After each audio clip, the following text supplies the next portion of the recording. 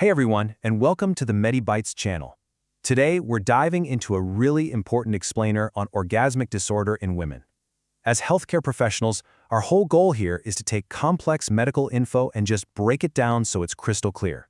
So let's jump right in, strip away the misconceptions, and focus straight on the clinical facts. Right off the bat, let's normalize this and ditch any stigma. Look at the data. About 1 in 10 women never reaches orgasm. 1 in 10. But here's what's truly fascinating. Despite that statistic, a lot of these women still find sexual activity completely satisfying. It's just a great reminder that sexual satisfaction is super individualized. It definitely doesn't follow just one predictable script. Here's the roadmap for this explainer. We'll walk through a precise medical framework. First, defining the condition. Second, common causes and triggers. Third, symptoms and official diagnosis. Fourth, proven treatment pathways. And finally, number 5, a look at persistent genital arousal disorder. Section 1. Defining the condition. What is female orgasmic disorder? The first step to really understanding anything is getting a clear definition. So let's establish that. Officially, female orgasmic disorder is defined as the lack of, a delay in, infrequency of, or a noticeably decreased intensity of sexual climax. But here is the absolutely crucial distinction. This happens even when a woman is mentally and emotionally aroused and is receiving sufficient stimulation. So the desire is there, the physical stimulation is there, but the climax? It's either absent or significantly diminished. So, we really need to understand the difference between an orgasmic disorder and an arousal disorder. For us as doctors, making this distinction is critical. Think about it like this. If the lack of orgasm happens because a woman just isn't sufficiently aroused in the first place, well, that's considered an arousal disorder. Orgasmic disorder, on the flip side, means the mental and emotional arousal is 100% there, but the climax just isn't following suit. Moving on to Section 2, common causes and triggers, psychological and physical. Now we're going to unpack the different factors that can actually cause or trigger this condition. So situational and psychological factors are incredibly common triggers here. Our minds, our relationships, and our environments are deeply tied to our physical responses, right? We're talking about everyday stress, anxiety, or relationship hurdles like a lack of trust.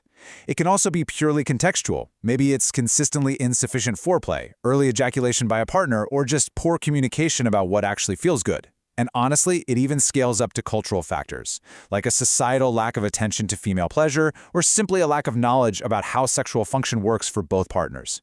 Then, on the physical side, we're looking at purely medical causes. We often check for underlying disorders that cause nerve damage. Think conditions like diabetes, multiple sclerosis, spinal cord injuries, or skin conditions that cause scarring like lichen sclerosis. Plus, we're always on the lookout for any genital abnormalities. Oh, and medications are a huge factor. We have to look really closely at those because certain SSRI antidepressants are widely known to actually inhibit orgasm as a side effect. All right, Section 3, symptoms and official diagnosis, the clinical criteria. Moving into the clinical side of this explainer, let's explore the exact criteria we use right in the doctor's office.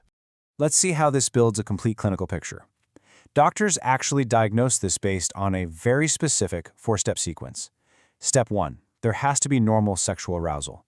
Step 2, orgasm is consistently delayed, absent, or less intense in all or almost all sexual encounters. Step 3, these symptoms must have been going on for at least 6 months. And Step 4, and pay attention because this is the most important one, the problem must cause the woman significant distress or interpersonal problems. Without that distress, it literally isn't classified as a disorder. During a standard evaluation, we're also looking for co-occurring symptoms. The way this presents can really vary. Some women have never had an orgasm, while others might have just lost the ability over time. On top of that, women dealing with orgasmic disorder often experience other sexual issues at the same time, like dyspareunia, which is pain during sex, or levator ani syndrome, which is basically involuntary muscle contractions around the vagina. And, as you might expect, it's incredibly common for anxiety disorders and depression to be right there alongside these physical symptoms. Section 4, proven treatment pathways, providing actionable hope. Because here is the reassuring news. You do not just have to live with this distress. There are highly effective medical pathways out there. Doctors usually start by recommending highly practical, totally destigmatized techniques that you can practice alone or with a partner. A lot of the time, this starts with self-stimulation, masturbation, just to learn what type of touch is actually pleasurable for you. We also recommend sensate focus exercises, which is where partners take turns touching each other in pleasurable, non-demanding ways. Increasing your mental and physical stimuli through fantasy, role-playing, erotica, or incorporating specific clitoral stimulation can also work absolute wonders. And crucially, using a vibrator is heavily recommended by doctors. It's especially a game changer if there's any nerve damage involved. Now, because the mind and body are so deeply linked, psychological therapies are often a primary treatment pathway here. Cognitive behavioral therapy and mindfulness are highly recommended. Mindfulness is great because it helps women focus on the physical sensations right in the moment, without judging or monitoring themselves.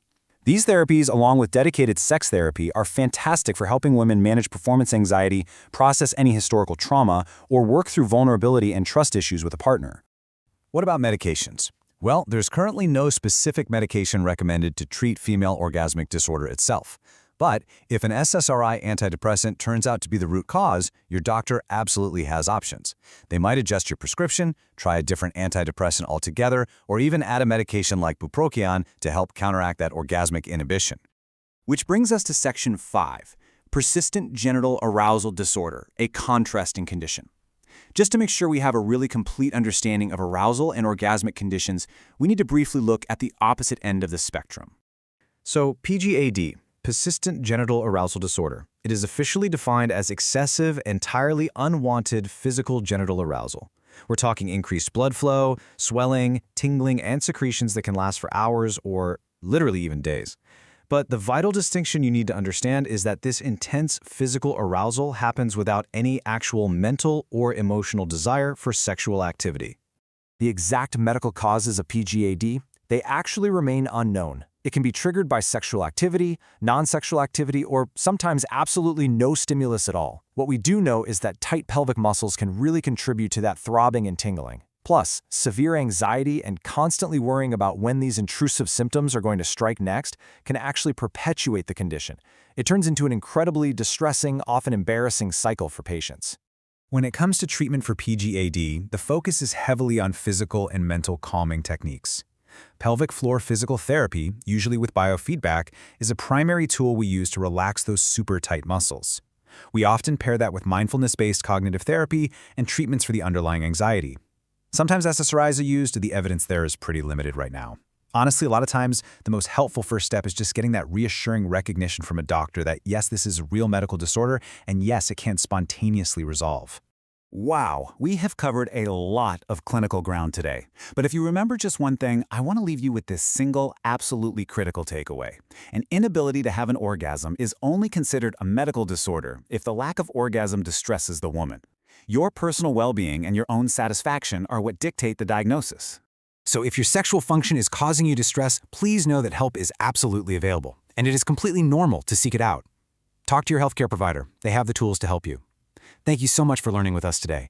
If you found this explainer clear, helpful, and empowering, make sure to like this explainer, share it with someone who might benefit, and subscribe to the MediByte channel for more straightforward health info. And I'll leave you with this final thought to ponder. How much of what we actually consider a medical issue is really defined simply by our own personal happiness and peace of mind? See you next time.